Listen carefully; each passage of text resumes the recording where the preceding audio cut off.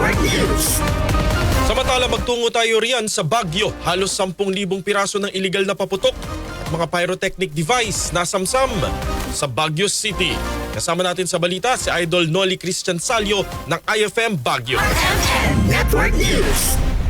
Nasamsam ng pulisya sa Baguio City ang mahigit 9,600 na piraso ng paputok at iba pang pyrotechnic devices sa isinagawang operasyon bago ang pagdiriwang ng bagong taon. Isinagawa ang inspeksyon at pagbabantay mula December 23 hanggang sa bisperas ng bagong taon upang ipatupad ang umiiral na pagbabawal sa pagbebenta at paggamit ng paputok sa Baguio City. Kabilang sa mga nakumpiska at isinukong paputok ang mga pinagbabawal na uri tulad ng Boga, Piccolo, 5-star at iba pa. Pinakamarami sa mga ito ang na-recover sa lugar ng sakop ng Police Station 7, partikular na sa Upper Magsaysay, habang may iba pang nakuhang paputok mula sa iba't ibang himpilan at unit ng pulisya sa lungsod. Sa kabila ng pinaigting na pagpapatupad ng batas, 2 insidente ng pagkasugat na may kaugnayan sa paputok ang naitala sa nasabing panahon. Patuloy namang pinapaalalahanan ng publiko na mahigpit na ipinagbabawal ang paggamit at pagbebenta ng paputok sa Baguio City at may kaukulang parusa ang sino mang lalabag sa batas. Kasama mo mula dito sa 103.9 IFM Baguio. Ito si Idol Noli Christian Salio. Tatak Armen. RMN Network News.